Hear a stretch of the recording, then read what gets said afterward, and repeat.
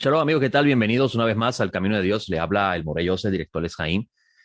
Y para mí es un gusto estar con ustedes nuevamente aquí hoy, 13 de marzo del año 2022, que equivale al día 10 del mes de Adar Bet, de acuerdo al calendario de Gilel II.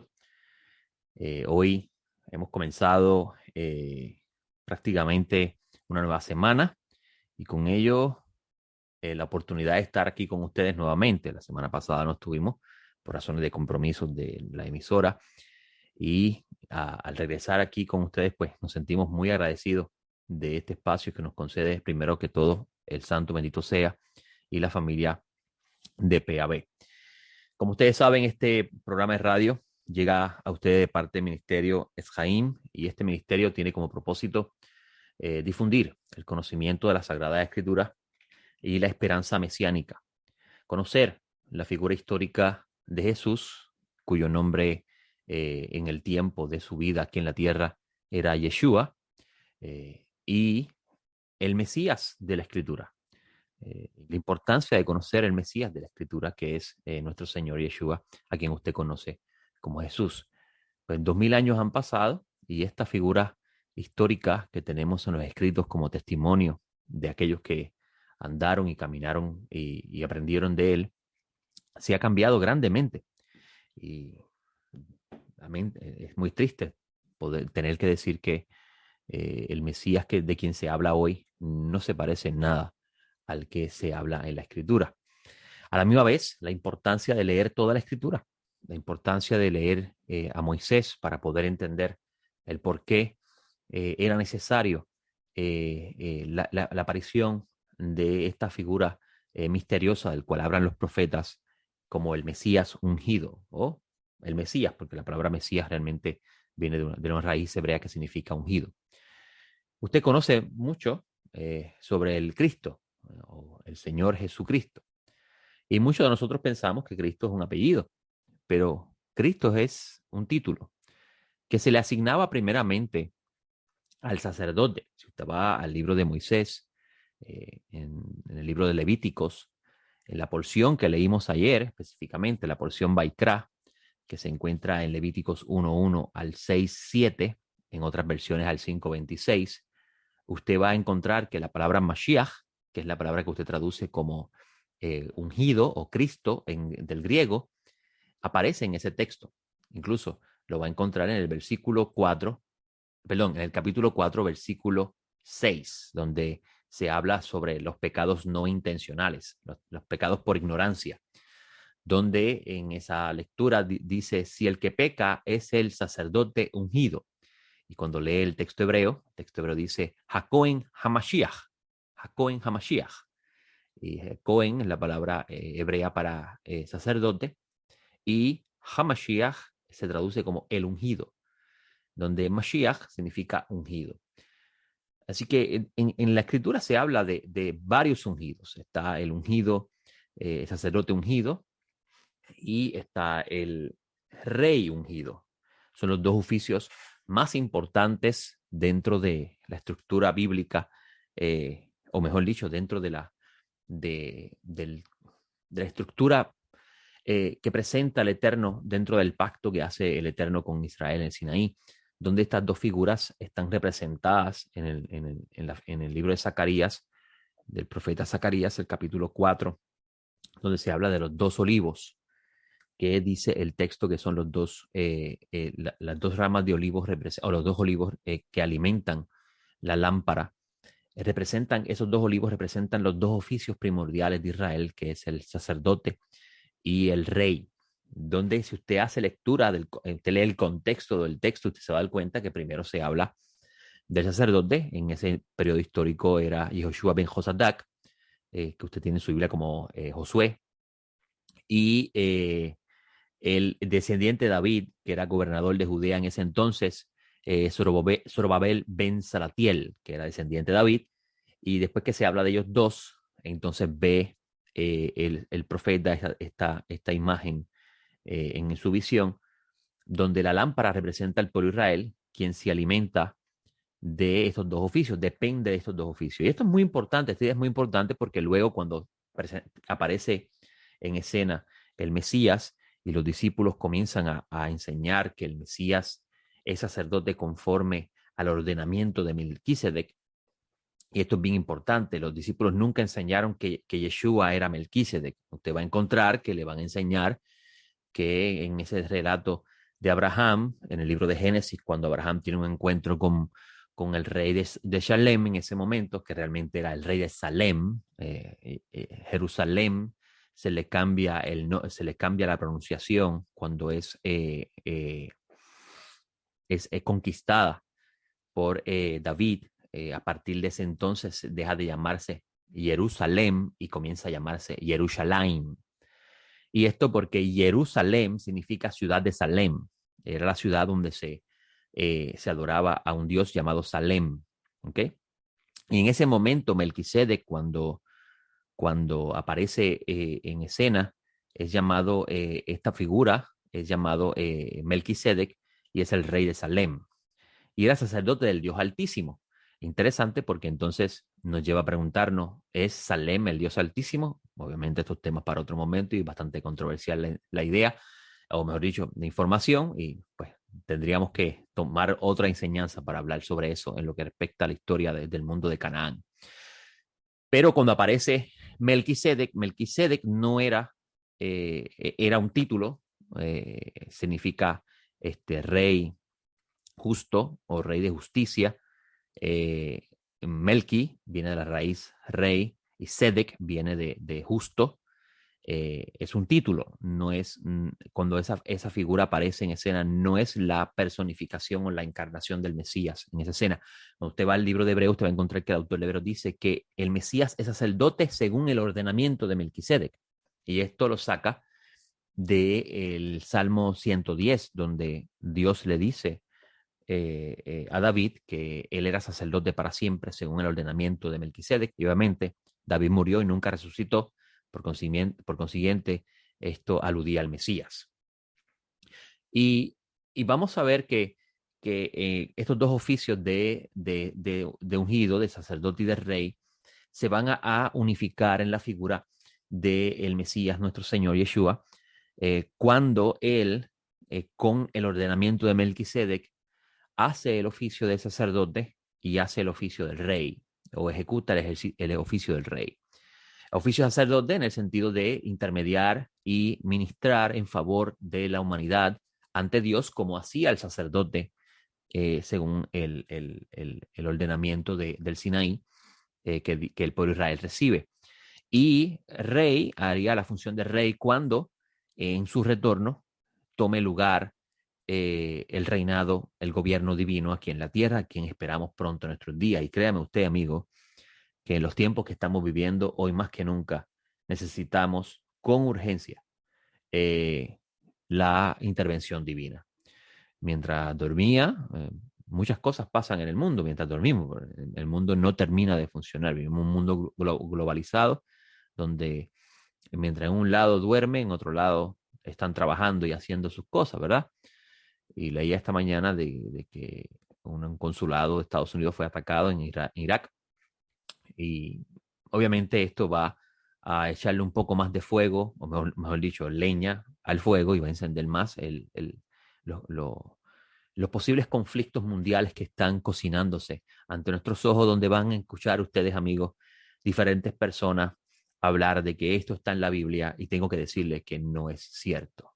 Incluso se habla mucho de Rusia, el conflicto de Rusia está relacionado a la profecía de Gog y Magog. Amigos, lean bien el texto. El texto no habla de eso en lo más mínimo. Incluso lo que se conoce como el conflicto de Gog y Magog en el libro de Ezequiel está vinculado al pueblo de Israel y el mismo texto del profeta dice la razón por la cual ese conflicto habrá de suceder. Interesantemente, el autor del libro de Revelaciones, que fue un discípulo, de acuerdo a la tradición, se dice que fue un discípulo del maestro Nazaret, el autor, coloca el conflicto de Gog y Magog al final de los 1000 años del reino mesiánico, antes de transicionar a lo que se conoce en hebreo como el Olam Haba, el mundo por venir, el nuevo cielo y nueva tierra, la nueva creación. Dios probará a la humanidad. como probó Adán al principio.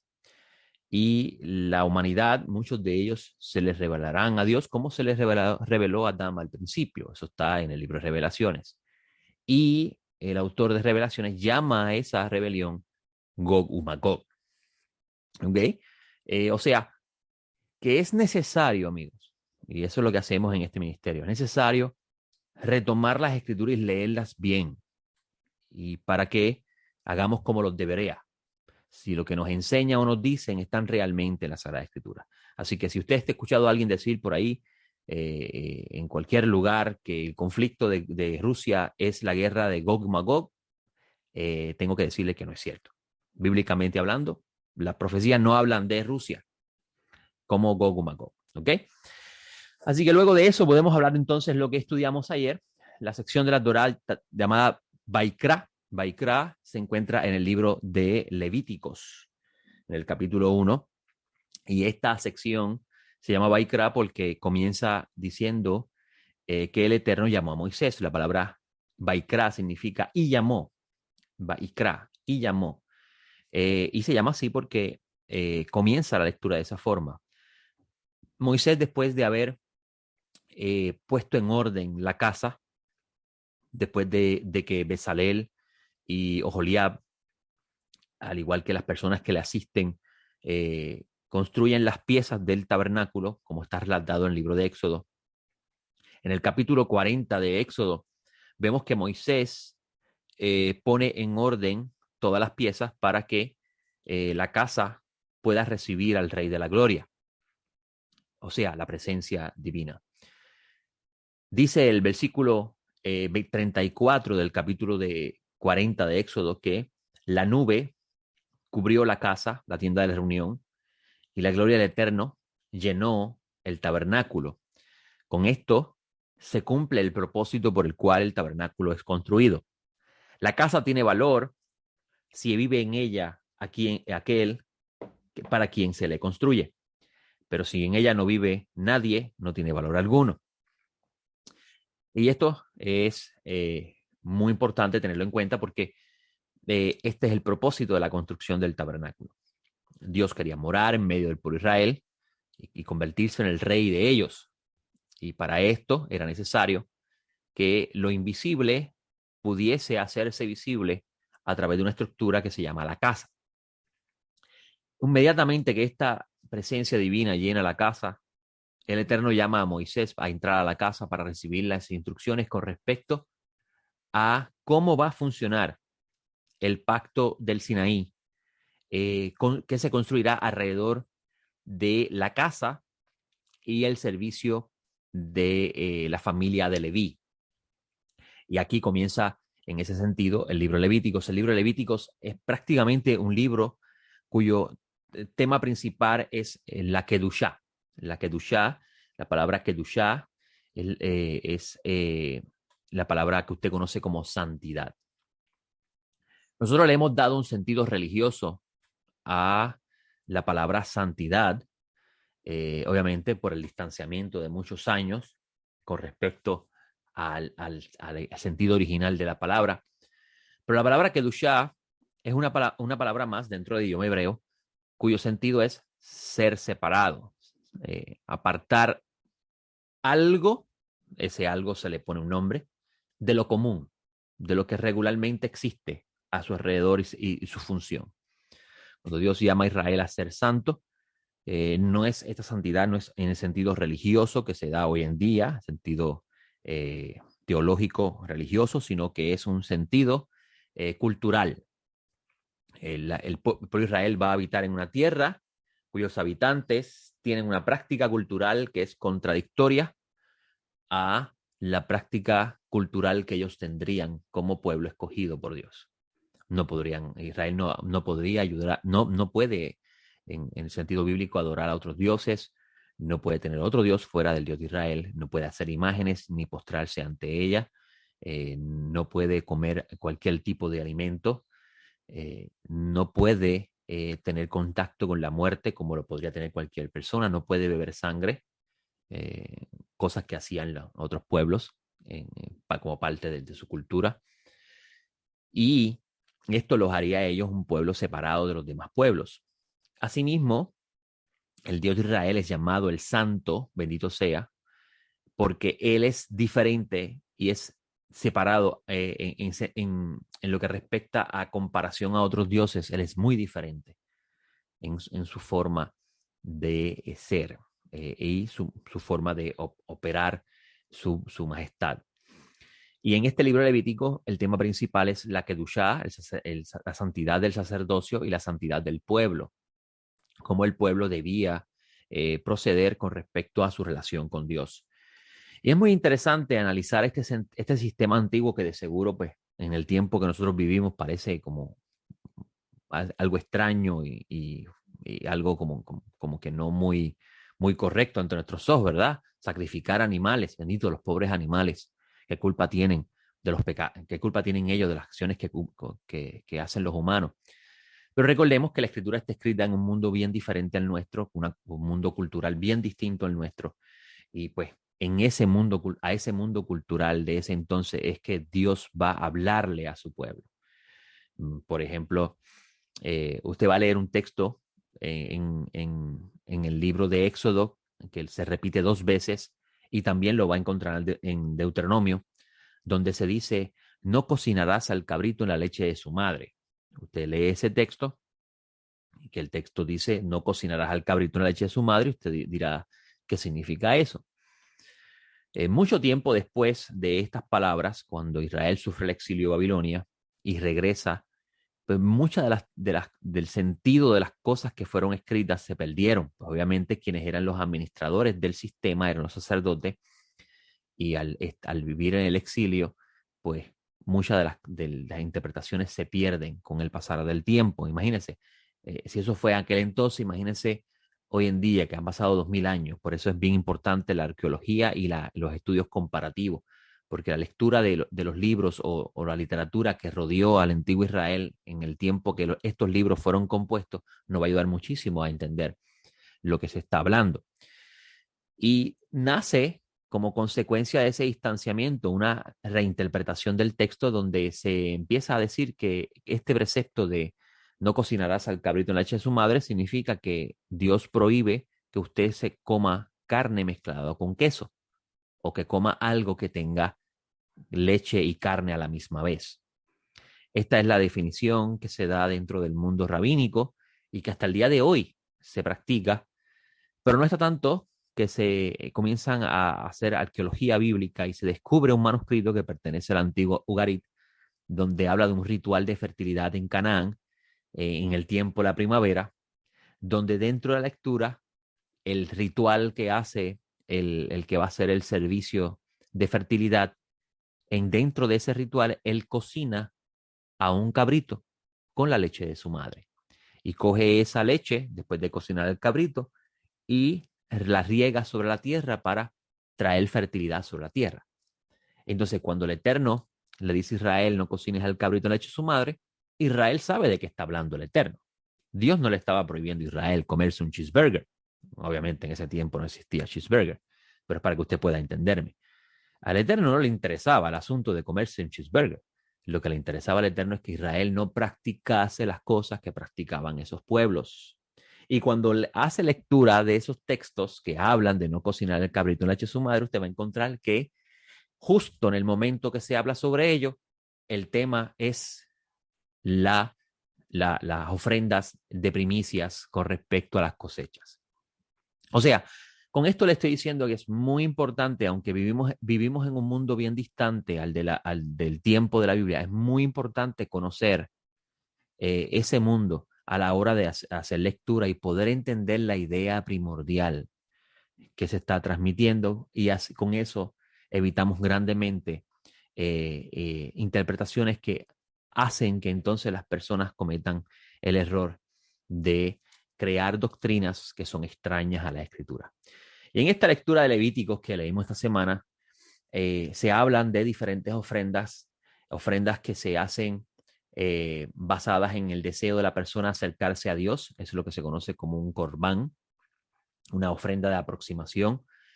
Se acercaba para la persona poder acercarse al creador que está viviendo en el santuario, en la casa en el tabernáculo, era necesario que esa persona poseyese, o posea, mejor dicho, un estado de perfección tal que no le permitiese, que no afectase la relación con lo divino. Eh, el, Cuando hablamos de la esfera de lo santo, de la Kedushá, Dios demanda un estado de perfección tal que solamente en la historia bíblica lo vamos a ver en el libro de Génesis.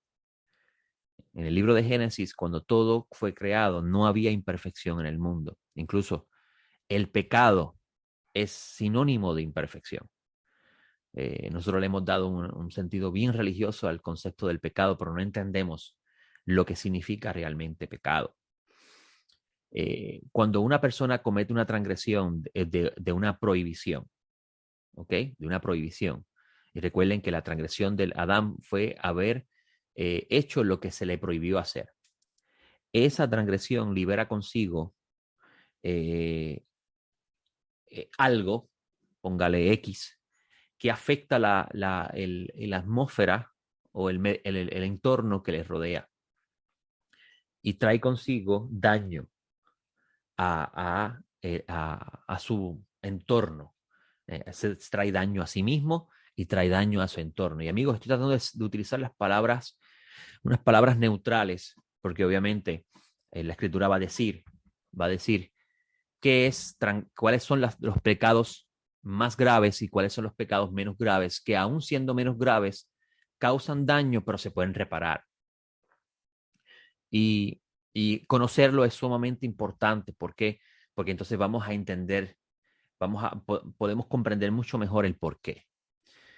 Antes de que Adán cometiese esa transgresión de desobediencia, la imperfección no gobernaba el mundo. El mundo vivía un estado de perfección tal que el creador podía moverse dentro de la creación y encontrarse con el ser humano. Así lo relata el libro de Génesis.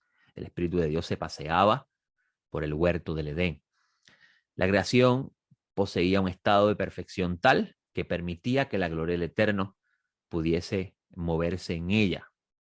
A la misma vez el humano, con la escritura decir que el humano estaba desnudo, estaba diciendo que la inocencia era el principio primordial de su existencia. No existía ese concepto que llamamos maldad, que es la pérdida de inocencia a su vez.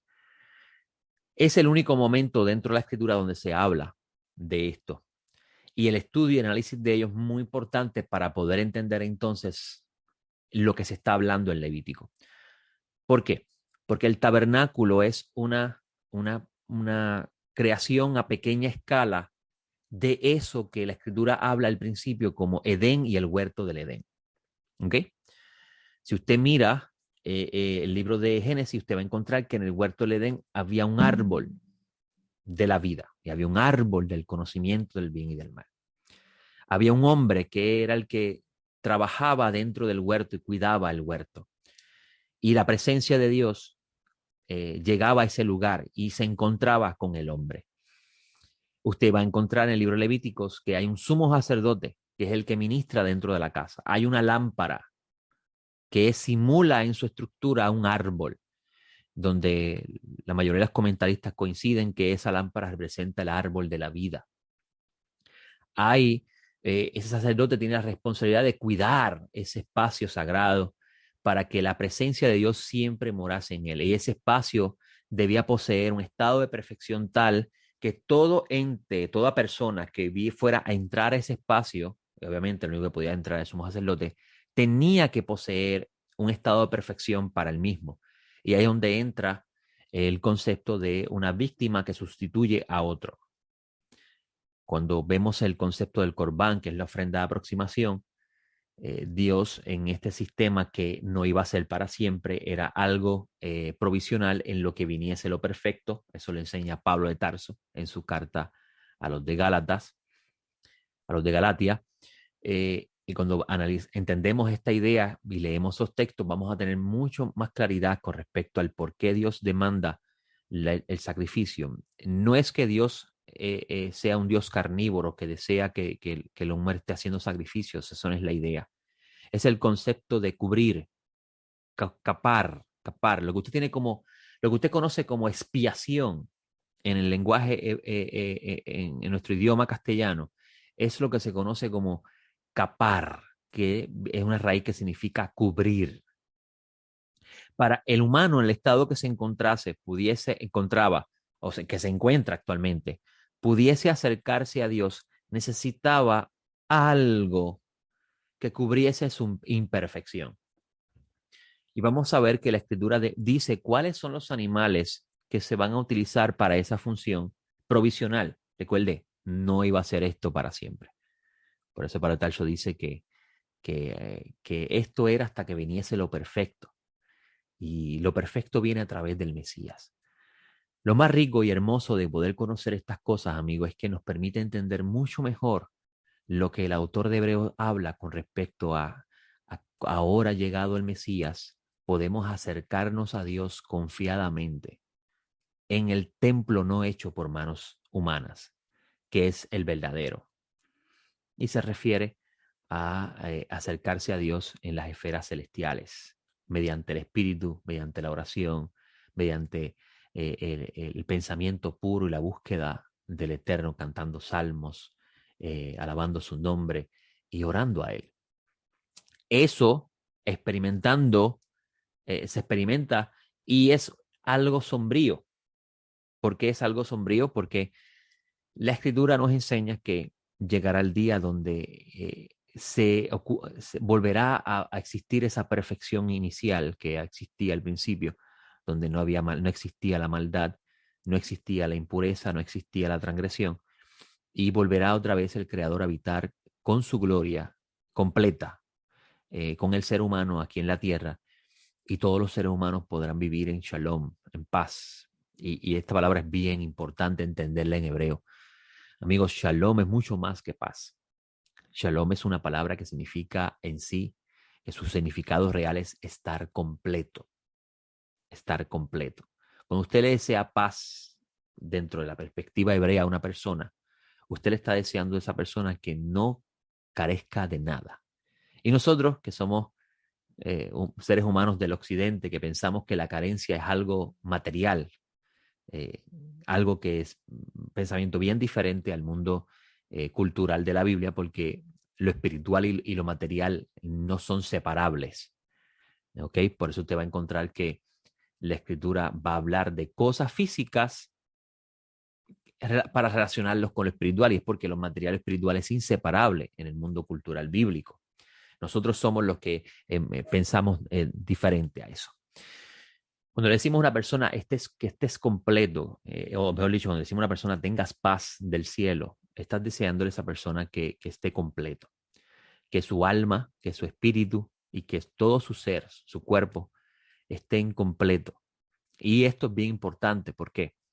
Porque si le deseas a esa persona que esté completo, entonces estás deseando que esa persona pueda conocer a Dios.